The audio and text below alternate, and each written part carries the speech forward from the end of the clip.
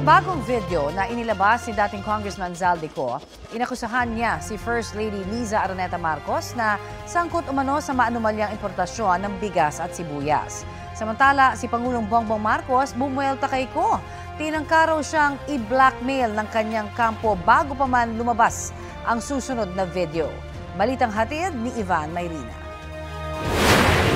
Sa gitna ng mga alegasyon ni dating Congressman Zaldico laban kay Pangulong Bongbong Marcos, may ibinunyag ang Pangulo. Dinapitan po kami ng abogado ni Zaldico at nagtatangkang mag-blackmail na kung hindi po namin kakanselihin daw ang passport niya, hindi na raw siya maglalabas ng video. Nauna lang sinabi ng Ombudsman na hihilingin nila ang pagkakansela ng passport ko. Kasama siya sa mga sinampahan ng kasong malversation of public funds at paglabag sa Anti-Graft and Corrupt Practices Act. Kaugnay na umano'y substandard of flood control project sa Nauhan Oriental Mindoro na itinawya ng kumpanyang SunWest na pag-aari ng pamilya ni Ko. Pagdidiin ng Pangulo. I do not negotiate with criminals. Kahit maglabas ka na ng video ng lahat ng kasinungalingan mo na pag-destabilize sa gobyerno, gusto kong malaman mo, Zaldi, makakansela pa rin ang passport mo. Hindi ka na makakatakas sa hustisya.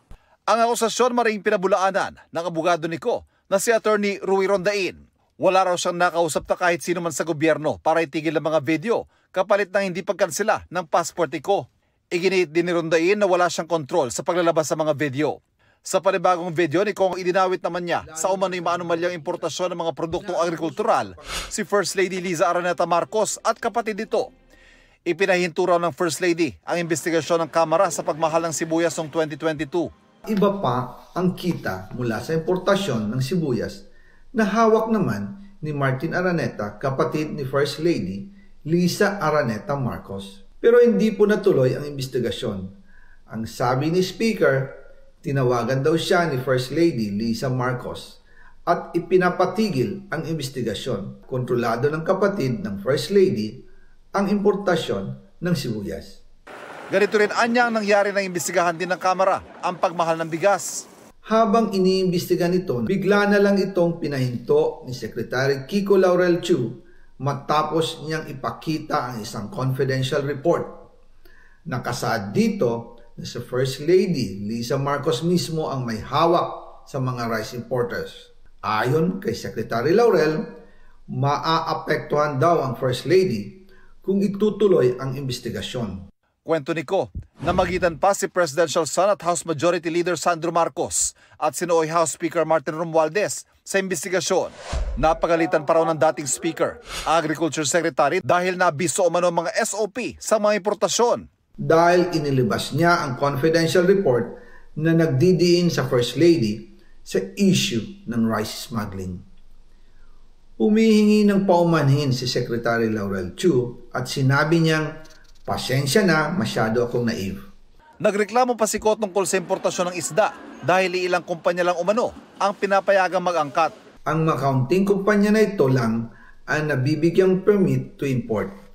Dahil dito kontrolado din ang presyo ng isda at ito din ang dahilan kung bakit mataas ang presyo ng galunggong. Hinihinga pa namin ng tugon na mag-inang Liza at Sandro Marcos, gayon din si Martin Araneta at si Romualdez, si Chu Laurel. Tinawag na masamang tao si Ko. Gawa-gawang paratang daw ito. Sa pagdinig ng Kamara nitong September 2025, sinabi ng kalihim na si Ko ang namimilit sa kanilang bigyan siya ng import permit. At ang rami kong tinanggal na listahan dahil maraming kalokohan.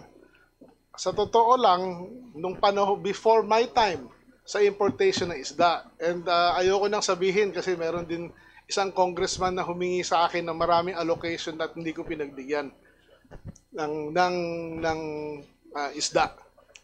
At ang pangalan nun, Zaldico. We were being forced at that time to give him 3,000 containers of fish, which I did not agree.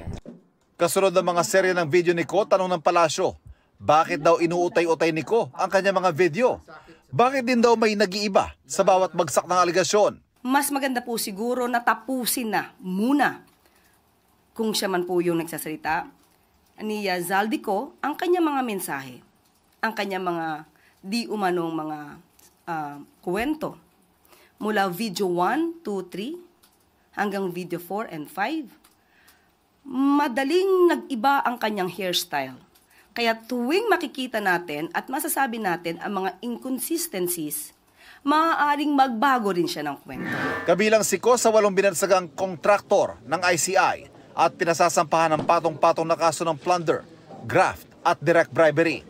Hamon pa ng ICI at DPWH kay Ko. I think we should come here into the Philippines. Lahat tayo pwede mag-Facebook Live. Diba? Lahat. Kahit sino pwede mag-Facebook Live. Ang test dyan, uuwi ba siya o hindi? Kung uuwi siya, then, sabi nga ni Pangulo, pwede tayo magharap-harap. Ivan Mayrina nagbabalita para sa GMA Integrated News.